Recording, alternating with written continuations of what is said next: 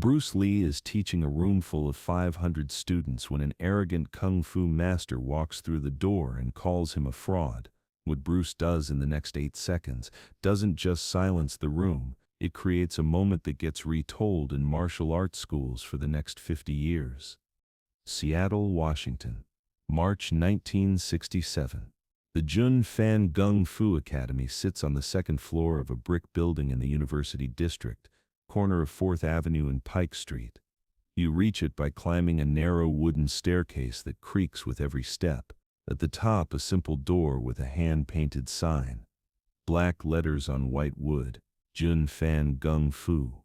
No fancy graphics, no mystical dragons, just the name. That's all it needs. It's 3 in the afternoon on a Saturday.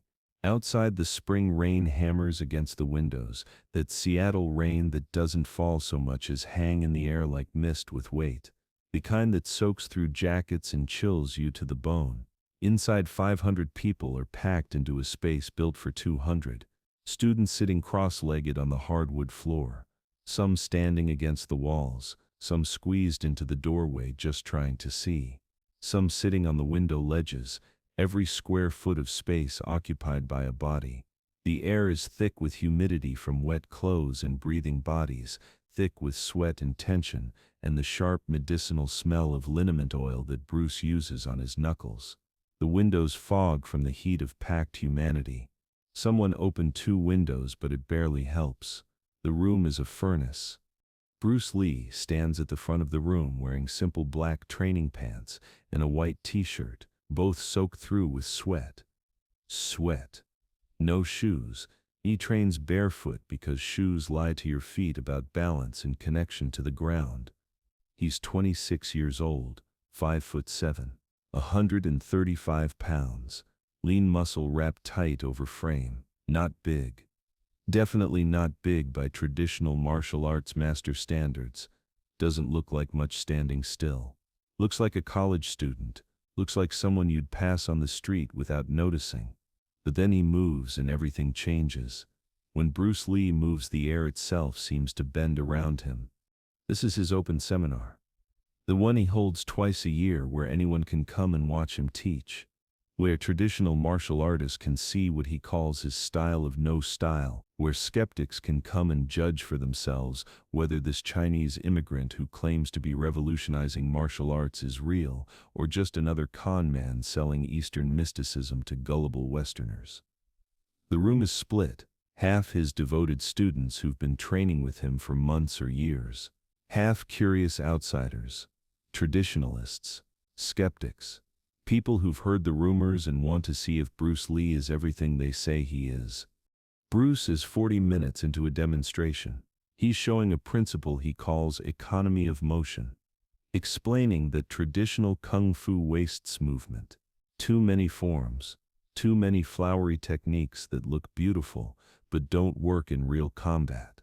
He's demonstrating on Jesse Glover, his first American student, a black man built like a truck who Bruce trusts completely.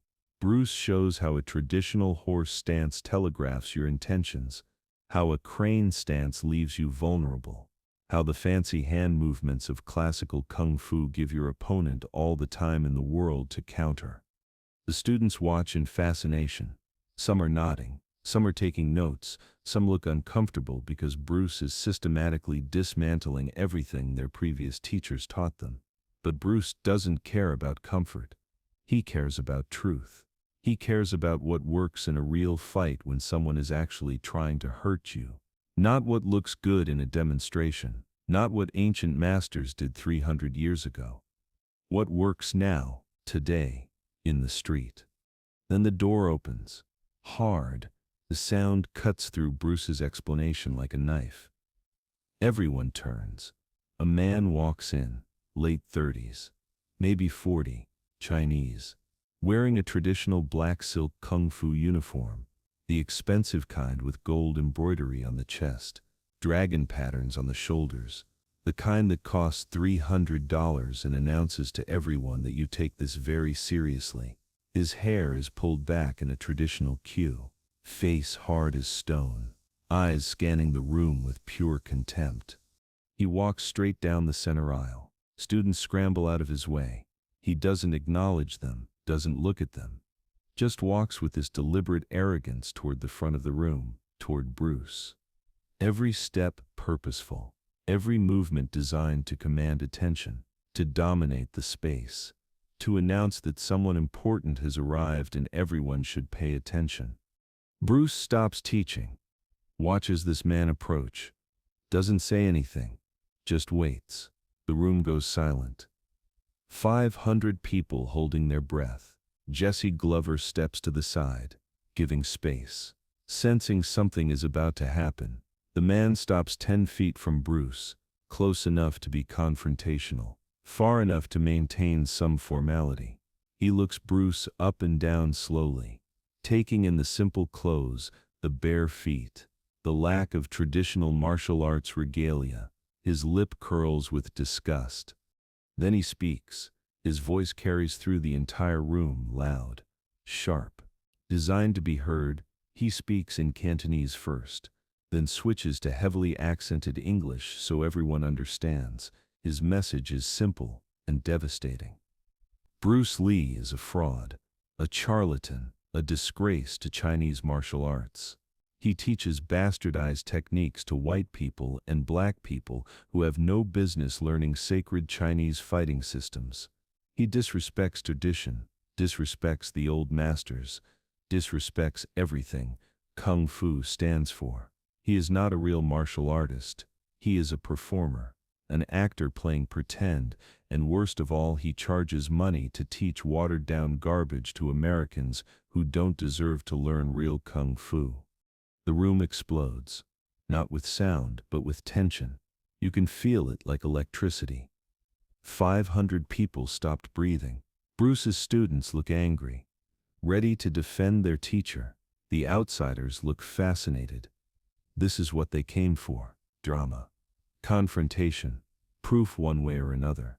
Jesse Glover's fists clench, but he doesn't move because Bruce hasn't moved. And when Bruce doesn't move, everyone else freezes. Bruce lets the words hang in the air, lets them settle, lets everyone hear them and process them and feel them. Then he asks one question in Cantonese, calm, quiet, almost polite. "What is your name?" The man straightens, announces himself as Master Chen, direct lineage from the Shaolin Temple, 40 years of training, master of 5 traditional styles, guardian of authentic Chinese martial arts. He studied under masters whose names Bruce wouldn't dare speak aloud, masters who would be ashamed to see what Bruce has done, how he has prostituted their sacred art. Bruce nods slowly, asks another question. "Why are you here?" Timai's, Yazar Chen's face twists with contempt. He is here to expose Bruce Lee as a fraud, to challenge him publicly, to prove that traditional Kung Fu is superior to Bruce's made-up nonsense, to show these 500 deluded followers that they are wasting their time and money on a con artist. He is here to shut down this circus before more damage is done. Bruce asks one more question. "You want to fight me?" Master Chen doesn't hesitate. "Yes. Right now, in front of everyone. No rules. Traditional challenge. First to submit, or first blood. The old way. The way real martial artists settle disputes. Not with words, with action. And when Bruce loses, when Master Chen exposes him, Bruce will close his school, will stop teaching, will apologize to every legitimate Kung Fu master he has disrespected, will admit that he is nothing but a fake. The room is dead, silent. This is it. This is the moment. 500 people watching, waiting. Bruce could refuse, could call security, could de-escalate, could do a dozen things that would avoid physical confrontation. But everyone in that room knows he won't, because Bruce Lee doesn't back down, ever. Not from anyone, not for anything.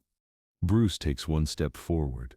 His bare feet make no sound on the hardwood floor. He says "okay" in English, then repeats it in Cantonese. "Okay, we fight. But not to first blood. Not to submission. Just one exchange. One technique. I will show you one thing. If you can defend it, I close my school. If you cannot defend it, you leave and never come back. Master Chen laughs. One technique. He is trained for 40 years. He can defend against anything. Bruce is making this too easy. Master Chen agrees. One exchange. One technique. When he defends it effortlessly, Bruce Lee's reputation dies today. Bruce tells everyone to move back, clear space. The students scramble, pushing against the walls, creating a circle 20 feet in diameter. Empty hardwood floor. Just Bruce and Master Chen. 500 witnesses. Master Chen removes his expensive silk jacket, hands it to someone without looking. Underneath he wears a black sleeveless shirt. His arms are thick, muscular, covered in scars from decades of hard training. Real training. Traditional training. Training that Bruce's students with their 6 months of weekend classes couldn't possibly understand. He drops into a perfect horse stance. Feet wide, knees bent. Hands up in a classical crane position. Textbook form. Museum quality technique. Exactly what you'd see in a kung fu manual from the Ming Dynasty. Bruce doesn't take a stance, just stands normally. Feet shoulder width apart, hands relaxed at his sides, breathing normal, face calm. He looks like he's waiting for a bus, not preparing to fight a master with 40 years of experience. This infuriates Master Chen even more. The disrespect, the arrogance, the complete lack of traditional form or respect for the old ways. It proves everything he said. Bruce Lee doesn't understand real martial arts. Bruce tells Master Chen the technique he will use. He will throw one punch, a straight lead to the solar plexus. Master Chen can defend however he wants. Any block, any counter, any movement from any traditional style. 40 years of knowledge. 5 styles worth of techniques. All available. Just stop one punch. Master Chen almost laughs out loud. A straight punch? That's it? That's Bruce Lee's revolutionary technique. A basic strike that every beginner learns in week 1. This is too easy. This is insulting. But fine. Let Bruce embarrass himself. Let everyone see that traditional kung fu can easily handle whatever bastardized technique Bruce throws. Master Chen sets his stance. Perfect form. Hands up. Ready. Center of gravity low, balanced. Immovable. He has defended against thousands of punches in his 40 years. This will be no different. He will block it, counter it, and then everyone will see. Everyone will know. Bruce Lee is nothing special. Bruce asks if Master Chen is ready. Master Chen nods. Bruce takes half a step forward. His right foot slides forward 6 inches. Nothing else moves. Just that half step. Then it happens. Bruce's fist moves. Doesn't chamber, doesn't pull back, doesn't telegraph. Just suddenly exists 3 feet forward, traveling at a speed Master Chen's brain can't process. It's not a punch in the traditional sense. It's an explosion. A transfer of energy that starts in Bruce's legs, travels through his hips, his core, his shoulder, and exits through his fist in one continuous whip-crack motion. The sound it makes when it connects is wet and sharp, like a mallet hitting a side of beef. The fist lands exactly where Bruce said it would. Solar plexus. Dead center. Master Chen's crane block never moves. His hands stay frozen in perfect form 6 inches away from where they needed to be. His brain never sent the signal. Too fast. Too direct. Too economical. No wasted motion. No telegraphing. No warning. Just Bruce Lee's fist appearing in Master Chen's torso like it teleported there. Master Chen's eyes go wide. His mouth opens. No sound comes out. Just air. All the air in his lungs exiting at once. His perfect horse stance collapses. His knees buckle. He stumbles backward 3 steps. 4. His hands drop to his stomach. He doubles over. Gasps. Tries to breathe. Can't. The solar plexus strike paralyzes the diaphragm. Shuts down breathing temporarily. Master Chen drops to one knee, still trying to pull air into lungs that won't work. His face goes from red to purple. Panic sets in. He's suffocating. Can't breathe. Can't speak. Can't do anything. Except kneel there in front of 500 people desperately trying to remember how to breathe. The entire sequence takes 8 seconds. From the moment Bruce moved to the moment Master Chen drops to his knee, 8 seconds to completely dismantle 40 years of traditional training. 8 seconds to prove every word Bruce said about economy of motion. 8 seconds to validate everything Bruce teaches. 8 seconds that change Master Chen's entire understanding of martial arts. The room stays silent. Nobody moves. Nobody speaks. They just witness something impossible. Watched a man who claimed 40 years of mastery get shut down by a single punch from a 26-year-old who didn't even take a traditional stance. Watched technique and speed and understanding beat tradition and pride and arrogance. Watch the old way lose to the new way in the most definitive demonstration possible. Bruce doesn't celebrate, doesn't gloat, doesn't smile or pose or claim victory. He just walks over to Master Chen, kneels down next to him, puts a hand on his back, speaks quietly in Cantonese, tells him to relax, tells him breathing will come back, tells him it's okay. The strike was controlled, no permanent damage, just temporary paralysis. Master Chen's diaphragm will reset in 30 seconds. Just wait, just breathe. Bruce stays there with his hand on Master Chen's back, waiting, calm, patient, like he's helping a student, not an enemy, not a challenger, a student. Slowly Master Chen's breathing comes back, ragged at first, then deeper, then normal. He stays on his knee, head down, shaking. Not from pain, from shock, from the realization of what just happened, from understanding how completely wrong he was, about Bruce, about technique, about what matters in real combat. 40 years of training didn't prepare him for 8 seconds of reality. Bruce helps him stand. Master Chen can barely look at him. The shame is overwhelming. He came here to expose a fraud, to defend tradition, to prove his superiority. Instead, he got destroyed in front of 500 people by the exact technique Bruce announced beforehand. A technique Master Chen swore he could easily defend. His pride is shattered. His reputation is ruined. Everything he believed about himself and his training just got proven wrong in the most public way possible. But then Bruce does something Master Chen never expects. Bruce bows to him. A formal traditional bow, the kind you give to a respected master, the kind that shows honor and reverence. Master Chen stares in confusion. Bruce explains in Cantonese, loud enough for the Chinese speakers in the room to hear, but quiet enough to maintain some privacy. He says Master Chen's stance was perfect. His form was textbook. His form was textbook. His 40 years of training are visible in every movement. Bruce doesn't disrespect that training, doesn't dismiss those decades of dedication. What Bruce disagrees with is not the training itself, but the assumption that traditional form equals combat effectiveness. Those are two different things. Master Chen is a master of traditional form, absolutely. No question. But form is not fighting. Fighting is about what works when someone is trying to hurt you, and what works is economy, speed, directness, efficiency. Not because tradition is bad, but because tradition wasn't designed for modern combat. It was designed for a different time, a different context, a different purpose.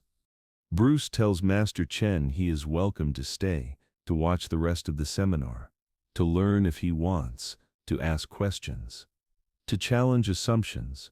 Bruce didn't humiliate Master Chen to destroy him. He did it to teach him, to show him. There's another way, a better way, a way that respects tradition while moving beyond it.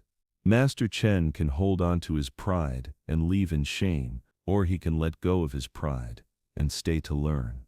The choice is his. Master Chen stands there for a long moment. 500 people watching, waiting to see what he does. His expensive silk jacket is still crumpled on the floor where someone dropped it. His reputation is destroyed. His challenge is lost. His whole worldview just got dismantled in 8 seconds. He could leave, should leave, save whatever face he is left. But then he looks at Bruce, really looks at him, sees not arrogance, not mockery, just a teacher offering knowledge, just a martial artist showing respect to another martial artist despite everything. Master Chen picks up his jacket, walks to the back of the room, sits down against the wall, cross-legged, hands on his knees, and stays. For the next 2 hours he watches Bruce teach, watches him demonstrate, watches him explain economy of motion and broken rhythm and the principle of intercepting, watches everything he came here to mock and dismiss, and something shifts inside him, something cracks open, something that's been closed for 40 years. 3 weeks later, Master Chen shows up to Bruce's regular Thursday class, doesn't announce himself, just walks in quietly, bows to Bruce, asks if he can train. Bruce says yes. Master Chen trains with Bruce for the next 3 years. Never says much, never brags about his 40 years of training, just shows up, works, learns, lets go of tradition not because tradition is worthless, but because holding on to it was preventing him from growing. By 1970, Master Chen becomes one of Bruce's assistant instructors, teaching his own students the principles he once dismissed as fraud, teaching them that real mastery is not about defending tradition, it's about discovering truth. Years later, a reporter asks Master Chen about that day, about the challenge, about the 8 seconds that changed everything. Master Chen thinks for a long time, then says Bruce Lee didn't beat him with a punch. Bruce Lee beat him with humility, with respect, with the grace to help him up after knocking him down, with the wisdom to teach instead of humiliate. Master Chen came to that room to prove he was superior. He left that room knowing he was a beginner, and that realization saved his martial arts, saved his understanding, saved him. Bruce Lee built a philosophy on one principle: absorb what is useful, reject what is useless, add what is specifically your own. But that day he taught something else, that breaking someone's pride is easy, building someone back up takes real strength, that winning a fight means nothing if you destroy the person you fought, that true mastery is not about proving you're better, it's about making everyone around you better. The story spreads through the martial arts community, gets retold in dojos and koons across America, gets embellished and exaggerated and turned into legend, but the core stays true. The day an arrogant master challenged Bruce Lee in front of 500 people. The day 8 seconds changed a 40-year career. The day tradition met evolution, and instead of destroying each other, they became stronger together.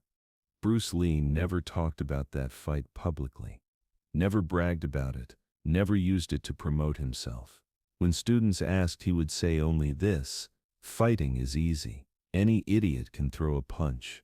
Teaching is hard. Making someone want to learn after you've beaten them, that's the real challenge. That's where martial arts becomes art instead of violence. That's the difference between winning a fight and changing a life. Who in your life is Master Chen right now? Who's holding on to pride so hard they can't see truth? And more importantly, when you win, when you prove your point, when you're right and they're wrong, what do you do next? Do you humiliate or do you teach? Do you destroy or do you build? Because 8 seconds can win a fight, but what you do in the next 8 minutes determines whether you're just strong or whether you're a master. That's what Bruce Lee taught on a rainy Saturday in Seattle. Not with philosophy, not with words, with 8 seconds of action and 2 hours of grace. The punch proved he was right. The bow proved he was wise, and 50 years later, we're still learning from both.